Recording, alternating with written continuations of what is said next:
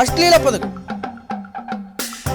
ಚಿಕ್ಕಬಳ್ಳಾಪುರದಲ್ಲೂ ಕೂಡ ಈಗ ಜೋರಾಗಿ ಬ್ಯಾನರ್ ಗಲಾಟೆ ಜೋರಾಗ್ತಾ ಇದೆ. ಬ್ಯಾನರ್ ಗಲಾಟೆ, ಮಹಿಳಾ ಅಧಿಕಾರಿಗಳಿಗೆ ಕೈ ಮುಖಂಡನಿಂದ ಧಮಕಿ. ರಾಜೀವ್ ಗೌಡ ವಿರುದ್ಧ ಕ್ಷೇತ್ರದ ಜನರ ತೀವ್ರವಾದಂತಹ ಆಕ್ರೋಶ. ನಗರಸಭೆ ಮುಂದೆ ಪೌರಾಯುಕ್ತೆ ಅಮೃತ ಗೌಡ ಪ್ರತಿಭಟನೆ. ಅಂಬೇಡ್ಕರ್ ಭಾವಚಿತ್ರ ಇಟ್ಟು ಪ್ರತಿಭಟನೆಯನ್ನ ಮಾಡ್ತಾ ಇದ್ದಾರೆ ಅಮೃತ ಗೌಡ. ನಗರಸಭಾ ಪೌರಾಯುಕ್ತೆಗೆ ನಗರಸಭೆ ಸಿಬ್ಬಂದಿಗಳು ಸಾಧನ ಕೊಡ್ತಾ ಇದ್ದಾರೆ. ಜಿಲ್ಲೆಯ ಎಲ್ಲಾ ನಗರಸಭೆಯ ಮುಂದೆ ಪ್ರತಿಭಟನೆಗೂ ಕೂಡ ಈಗ ಸಿದ್ಧತೆಯನ್ನ ಮಾಡಿಕೊಳ್ಳಲಾಗ್ತಾ ಇದೆ ಅನ್ನುವಂಥ ಅಪ್ಡೇಟ್ಗಳು ಬರ್ತಾ ಇದೆ. ರಾಜೀವ್ ಗೌಡ ವಿರುದ್ಧ ಧಿಕ್ಕಾರವನ್ನು ಕೂಗಿ ಆಕ್ರೋಶವನ್ನು ವ್ಯಕ್ತಪಡಿಸ್ತಾ ಇದ್ದಾರೆ ಸಿಬ್ಬಂದಿಗಳು. ಚಿಕ್ಕಬಳ್ಳಾಪುರದಲ್ಲೂ ಕೂಡ ಈಗ ಬ್ಯಾನರ್ ಗಲಾಟೆ ಬಹಳ ಜೋರಾಗಿ ಮೂಡಿ ಬರ್ತಾ ಇದೆ. ಬ್ಯಾನರ್ ಅನ್ನು ತೆರವುಗೊಳಿಸಿದಂತಹ ಕಾರಣಕ್ಕೆ ರಾಜೀವ್ ಗೌಡ ನಗರಸಭೆ ಪೌರಾಯುಕ್ತರಿಗೆ ಬಾಯಿ ಬಂದಂಗೆ ಧಮಕಿ ಹಾಕಿದ್ದಾರೆ. ಅಶ್ಲೀಲ ಪದಗಳಿಂದ ನಿಂದನೆ ಮಾಡಿದ್ದಾರೆ. ಸುಟ್ಟು ಹಾಕಿಬಿಡ್ತೀನಿ, ಬೆಂಕಿ ಹಚ್ಚಿಬಿಡ್ತೀನಿ, ಆ ಮಾತುಗಳನ್ನು ಕೇಳಕ್ಕೂ ಕೂಡ ಆಗಲ್ಲ. ಒಂದು ಹೆಣ್ಣುಮಗಳಿಗೆ ಒಬ್ಬ ಕಾಂಗ್ರೆಸ್ ಪಕ್ಷದ ಮುಖಂಡ ಈ ರೀತಿ ಮಾತಾಡ್ತಾರೆ ಅಂತಂದರೆ ಅದನ್ನು ಇಮ್ಯಾಜಿನ್ ಮಾಡೋಕ್ಕೂ ಸಾಧ್ಯ ಇಲ್ಲ. ಇದಕ್ಕೆ ಸಂಬಂಧಪಟ್ಟಂತೆ ಎಲ್ಲ ನಗರಸಭೆಯ ಕಾರ್ಮಿಕರು ಸಿಬ್ಬಂದಿಗಳು ಏನಿದ್ದಾರೆ ಅವರು ಆಕ್ರೋಶವನ್ನು ವ್ಯಕ್ತಪಡಿಸ್ತಾ ಇದ್ದಾರೆ. ಅಂಬೇಡ್ಕರ್ ಭಾವಚಿತ್ರವನ್ನು ಇಟ್ಕೊಂಡು ಈಗ ಶಿಡ್ಲಘಟ್ಟ ಪುರಸಭೆಯ ನಗರಸಭೆಯ ಮುಂದೆ ಅಮೃತ ಗೌಡ ಅಂದರೆ ಏನು ಬೈಗುಳಕ್ಕೆ ಒಳಗಾದ್ರಲ್ಲ ಪೌರಾಯುಕ್ತೆ, ಅವರು ಈಗ ಹೋರಾಟ ಮಾಡ್ತಾ ಇದ್ದಾರೆ. ಅದಕ್ಕೆ ಎಲ್ಲ ಸಿಬ್ಬಂದಿಗಳು ಕೂಡ ಸಾಥನ್ನು ಕೊಡ್ತಾ ಇದ್ದಾರೆ. ನಗರಸಭೆ ಪೌರಾಯುಕ್ತೆಗೆ ನಗರಸಭೆಯ ಎಲ್ಲ ಸಿಬ್ಬಂದಿಗಳು ಈಗ ಸಾಥನ್ನು ಕೊಡ್ತಾ ಇದ್ದು ಜಿಲ್ಲೆಯ ಎಲ್ಲ ನಗರಸಭೆಯ ಮುಂದೆ ಪ್ರತಿಭಟನೆಯನ್ನು ಮಾಡೋದಕ್ಕೆ ಸಿದ್ಧತೆಯನ್ನು ಮಾಡ್ಕೊಂಡಿದ್ದಾರೆ. ಚಿಕ್ಕಬಳ್ಳಾಪುರ ಜಿಲ್ಲೆಯ ಎಲ್ಲ ನಗರಸಭೆಯ ಕಚೇರಿಗಳ ಮುಂದೆ ಇದಕ್ಕೆ ಸಂಬಂಧಪಟ್ಟಂತೆ ಪ್ರತಿಭಟನೆಯನ್ನು ಮಾಡೋದಕ್ಕೆ ಸಿದ್ಧಾಗಿದ್ದಾರೆ. ರಾಜೀವ್ ಗೌಡ ವಿರುದ್ಧ ಧಿಕ್ಕಾರಗಳನ್ನು ಕೂಗ್ತಾ ಇದ್ದಾರೆ. ಇನ್ನಾದರೂ ಈ ವ್ಯಕ್ತಿ ಆ ಹೆಣ್ಣುಮಗಳಿಗೆ ಕ್ಷಮಾಪಣೆಯನ್ನು ಕೇಳ್ತಾರಾ ಇಲ್ವಾ ಅನ್ನುವಂಥದ್ದನ್ನು ಕಾದು ನೋಡಬೇಕು. ಆ್ಯಂಡ್ ಸೀನಿಯರ್ಗಳು ಇದನ್ನೆಲ್ಲ ಹೆಂಗೆ ತಗೊಂತಾರೆ? ಕಾಂಗ್ರೆಸ್ ಪಕ್ಷದ ಸೀನಿಯರ್ಗಳು ಏನು ಕ್ಷಮಿಸಿಬಿಡ್ತಾರಾ? ಇಂಥವ್ರ ಮೇಲೆ ಏನಾದರೂ ಆ್ಯಕ್ಷನ್ ತೆಗೆದುಕೊಳ್ತಾರಾ? ಏನು ಮಾಡ್ತಾರೆ ಅಂತ? ಇದು ರಾಜಕೀಯ ವಾಗ್ವಾದ ಅಲ್ಲ. ರಾಜೀವ್ ಗೌಡ ಬೈದಿದ್ದು ಯಾವುದೋ ಭಾರತೀಯ ಜನತಾ ಪಾರ್ಟಿ ಕಾರ್ಯಕರ್ತರಿಗಲ್ಲ, ಒಬ್ಬ ಪಬ್ಲಿಕ್ ಸರ್ವೆಂಟಿಗೆ, ಅದರಲ್ಲೂ ಒಬ್ಬ ಹೆಣ್ಣುಮಗಳಿಗೆ. ಅದು ಆಡಬಾರ್ದು ಮಾತುಗಳು. ನಾನ್ಸೆನ್ಸ್ ಅನ್ಸುತ್ತೆ. ಈಗ ಹೆಣ್ಮಗಳು ಎಲ್ಲ ಕೆಲಸ ಬಿಟ್ಬಿಟ್ಟು ಹೋರಾಟ ಮಾಡ್ತಾ ಕೂತಿದ್ದಾರೆ. ಅವ್ರ ಜೊತೆ ಎಲ್ಲ ಸಿಬ್ಬಂದಿಗಳು ಕೂಡ ಸಾಥ್ ಕೊಡ್ತಾ ಇದ್ದಾರೆ. ಈಗ ಲಾಸ್ ಯಾರಿಗ್ರಿ ಲಾಸು? ಸರ್ಕಾರಿ ಎಂಪ್ಲಾಯಿಗಳು ಕೆಲಸ ಮಾಡಲಿಲ್ಲ ಅಂದರೆ ಯಾರಿಗೆ ಲಾಸು? ಸರ್ಕಾರಕ್ಕೆ ಲಾಸು, ಅನುಭವಿಸ್ಲಿ ಲಾಸ್. ಈಗ ಆದ್ದರಿಂದ ಜಿಲ್ಲೆಯ ಎಲ್ಲ ನಗರಸಭೆಗಳ ಮುಂದೆಯೂ ಕೂಡ ಪ್ರತಿಭಟನೆಯನ್ನು ಮಾಡೋದಕ್ಕೆ ಆಕ್ರೋಶವನ್ನು ವ್ಯಕ್ತಪಡಿಸ್ತಾ ಇದ್ದಾರೆ, ಧಿಕ್ಕಾರವನ್ನು ಕೂಗ್ತಾ ಇದ್ದಾರೆ ರಾಜೀವ್ ಗೌಡ ಅವರಿಗೆ. ಮುಂದಿನ ದಿನಗಳಲ್ಲಿ ಈ ಪ್ರತಿಭಟನೆ ಎಲ್ಲಿವರೆಗೆ ಹೋಗುತ್ತೆ ಅನ್ನುವಂಥದ್ದನ್ನು ಕಾದು ನೋಡಬೇಕು. ಅನಾಧಿಕೃತ ಬ್ಯಾನರ್ ತೆರವು ಮಾಡಿದ್ದಕ್ಕೆ ಜೀವ ಬೆದರಿಕೆಯ ಆರೋಪ. ಶಿಡ್ಲಘಟ್ಟ ನಗರಸಭೆ ಆಯುಕ್ತೆ ಅಮೃತಾಗೆ ಜೀವ ಬೆದರಿಕೆಯ ಆರೋಪ. ಚಿಕ್ಕಬಳ್ಳಾಪುರ ಜಿಲ್ಲೆ ಶಿಡ್ಲಘಟ್ಟ ನಗರಸಭೆ ಆಯುಕ್ತೆ ಅಮೃತ ಈಗ ಕಣ್ಣೀರನ್ನು ಹಾಕ್ತಾ ಇದ್ದಾರೆ. ಅಧಿಕಾರಿಗಳು ಸಿಬ್ಬಂದಿ ಮುಂದೆ ಕಣ್ಣೀರು ಹಾಕಿದಂತ ಆಯುಕ್ತೆ ಅಮೃತ ಗೌಡ ಕೆಪಿಸಿಸಿ ಸಂಯೋಜಕ ರಾಜೀವ್ ಗೌಡ ವಿರುದ್ಧ ಬೆದರಿಕೆಯ ಆರೋಪವನ್ನ ಈಗ ಅಮೃತ ಗೌಡ ಮಾಡ್ತಾ ಇದ್ದಾರೆ. ಏನು ಈ ಬ್ಯಾನರ್ ತೆರವುಗೊಳಿಸುವಂತಹ ವಿಚಾರಕ್ಕೆ ನಗರಸಭೆ ಆಯುಕ್ತೆ ಆಗಿರತಕ್ಕಂತಹ ಪೌರಾಯುಕ್ತೆ ಆಗಿರುವಂತಹ ಅಮೃತ ಗೌಡ ಅವರಿಗೆ ಈ ಕಾಂಗ್ರೆಸ್ಸಿನ ಮುಖಂಡ ರಾಜೀವ್ ಗೌಡ ಫೋನ್ ಮಾಡಿ ಅವಾಚ್ಯ ಪದಗಳಿಂದ ಬೈದಿದ್ದಲ್ಲದೆ, ಹೆಂಗೆ ಬೇಕು ಹಂಗೆ ನಿಂದಿಸಿದ್ದಲ್ಲದೆ, ಸುಟ್ಟು ಹಾಕಿಬಿಡ್ತೀನಿ ಅಂದಿದ್ದಲ್ಲದೆ, ಜನಗಳನ್ನು ಕರೆಸಿ ಚಪ್ಪಲಿಲಿ ಹೊಡಿಸ್ತೀನಿ ಅಂದಿದ್ದಲ್ಲದೆ, ಜೀವ ಬೆದರಿಕೆಯನ್ನು ಕೂಡ ಹಾಕಿದ್ದಾರೆ ಅನ್ನುವಂತಹ ಆರೋಪಗಳು ಕೇಳಿ ಬರ್ತಾ ಇದೆ. ಶಿಡ್ಲಘಟ್ಟ ನಗರಸಭೆ ಆಯುಕ್ತೆ ಅಮೃತ ಗೌಡ ಅವರಿಗೆ ಜೀವ ಬೆದರಿಕೆಯನ್ನು ಹಾಕಿದಾನಂತೆ ರಾಜೀವ್ ಗೌಡ.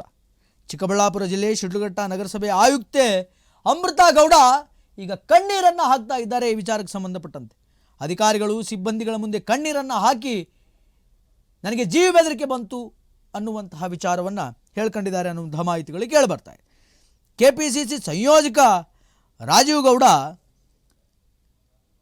ಇವರ ವಿರುದ್ಧ ಈಗ ಅಮೃತ ಗೌಡ ಅವರು ಧ್ವನಿಯನ್ನೇ ಎತ್ತಿದ್ದಾರೆ. ಜೀವ ಬೆದರಿಕೆ ಹಾಕಿದ್ದಾನೆ ಅಂತ ಕಣ್ಣೀರು ಹಾಕ್ತಿದ್ದಾರಂತೆ.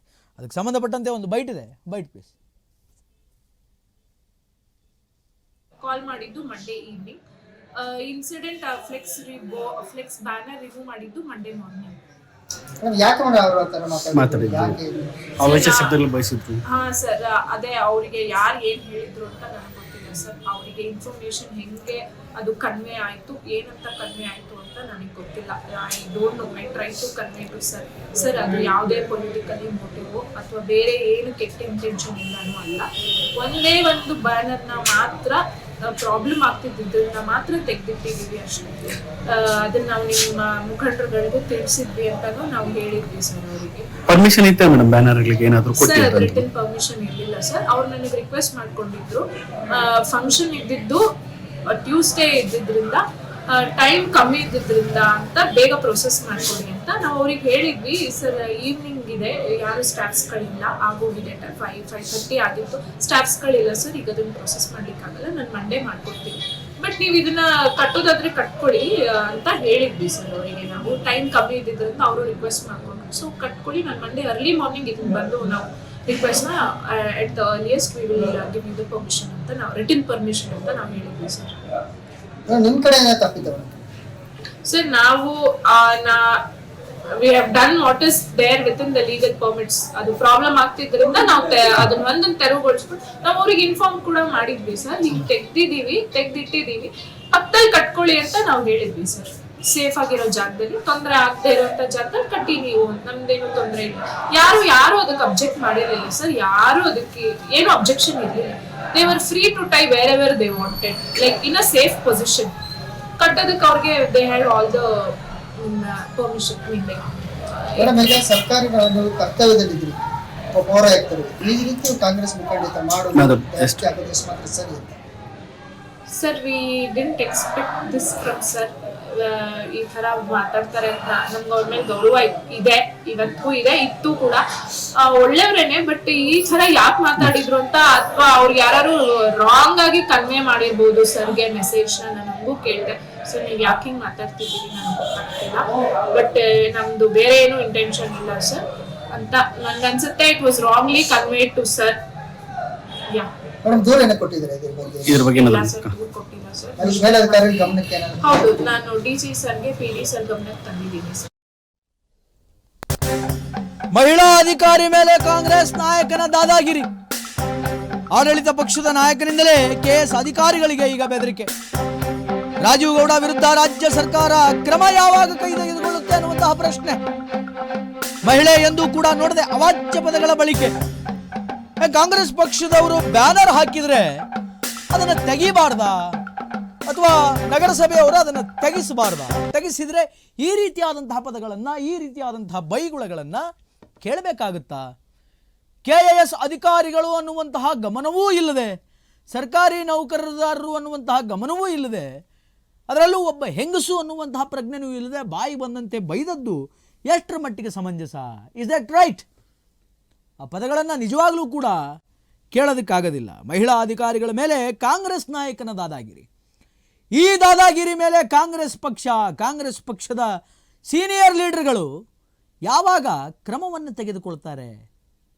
ಯಾವಾಗ ಕ್ರಮ ತೆಗೆದುಕೊಳ್ತಾರೆ? KIS ರೇ, ಆ ಹೆಣ್ಮಗಳು ಅಮೃತಾ ಗೌಡ ಅನ್ನುವಂಥವ್ರು KIS, ಅದನ್ನು ಓದ್ಕೊಂಡೇ ಗೌರ್ಮೆಂಟ್ ಹುದ್ದೆಗೆ ಬಂದಿರ್ತಾರೆ.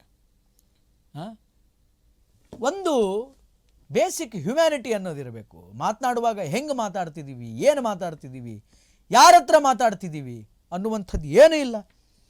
ಏಕಾಏಕಿ ಬಾಯಿಗೆ ಬಂದಂತೆ ಆ ಹೆಣ್ಣುಮಗಳನ್ನು ನಿಂದಿಸಿದ್ದಲ್ಲದೆ, ಅವಾಚ್ಯ ಪದಗಳಿಂದ ಬೈದಿದ್ದಲ್ಲದೆ, ಮತ್ತು ದರ್ಪ ಬೇರೆ ಮೆರೆದಿದ್ದಾರೆ. ಏನು ಕಾಂಗ್ರೆಸ್ನವರು ಬ್ಯಾನರ್ ಹಾಕ್ಸಿದ್ರೆ ಯಾರು ತೆಗೆಸಬಾರ್ದ? ಅದನ್ನು ತೆಗಿಬಾರ್ದ? ಯಾವುದೇ ಪಕ್ಷದವ್ರು ಬ್ಯಾನರ್ ಹಾಕ್ಲಿರಿ, ಅದು ಏನಾದರೂ ಪಬ್ಲಿಕ್ಕಿಗೆ ಡಿಸ್ಟರ್ಬ್ ಆಗ್ತಾ ಇತ್ತು ಅಂದರೆ ಅದನ್ನು ಕಿತ್ತಿ ಎಸೆಯೋದಕ್ಕೆ ನಗರಸಭೆಗೆ ಪರ್ಮಿಷನ್ ಇದೆ. ನಗರಸಭೆ ಇರೋದೇ ಅದಕ್ಕೆ. ಅವ್ರ ಡ್ಯೂಟಿ ಅವರು ಮಾಡಿದ್ದಾರೆ. ಅವ್ರ ಡ್ಯೂಟಿ ಅವರು ಮಾಡ್ತಾ ಇರುವಾಗ ಬಂದು ಬೆಂಕಿ ಹಚ್ಚಿಬಿಡ್ತೀನಿ, ನಾನು ಅಂಥ ಮಗ ಇಂಥ ಮಗ, ಚಪ್ಪಲಿಲಿ ಹೊಡಿಸ್ತೀನಿ, ಏನು ಮಾತುಗಳದೆಲ್ಲ? ಹೆಣ್ಣುಮಕ್ಕಳಿಗೆ ಆಡುವಂತಹ ಮಾತುಗಳ? ಏನು ಪದಗಳನ್ನು ಬಳಸೋದಕ್ಕೆ ಹೊರಟಿದ್ದೀರಿ? ಏನು ಪದಗಳನ್ನು ಬಳಸಿ ಮಾತಾಡಿದ್ದೀರಿ? ಕಾಂಗ್ರೆಸ್ ಪಕ್ಷದ ಹಿರಿಯ ನಾಯಕರು ಇದನ್ನೆಲ್ಲ ಹೆಂಗೆ ಟ್ರೀಟ್ ಮಾಡ್ತಾರೆ, ಹೆಂಗೆ ಅಕ್ಸೆಪ್ಟ್ ಮಾಡ್ತಾರೆ? ಈ ಕಾಂಗ್ರೆಸ್ ಮುಖಂಡ ರಾಜೀವ್ ಗೌಡನ ಮೇಲೆ ಅದು ಏನು ಕ್ರಮ ತೆಗೆದುಕೊಳ್ತಾರೆ? ಇನ್ನು ಈ ಅಮೃತಾ ಗೌಡರವರ ಹೋರಾಟ ಇದು ಎಲ್ಲಿವರೆಗೂ ಹೋಗುತ್ತೆ? ಜಿಲ್ಲೆಯ ಎಲ್ಲ ನಗರಸಭೆಯ ಮುಂದೆ ಸಿಬ್ಬಂದಿಗಳನ್ನು ಕರ್ಕೊಂಡು ಹೋರಾಟಕ್ಕೆ ಕರೆ ಕೊಟ್ಟಿದ್ದಾರೆ, ಅದಕ್ಕೆ ಸಿದ್ಧತೆ ಮಾಡ್ಕೊಳ್ತಿದ್ದಾರೆ.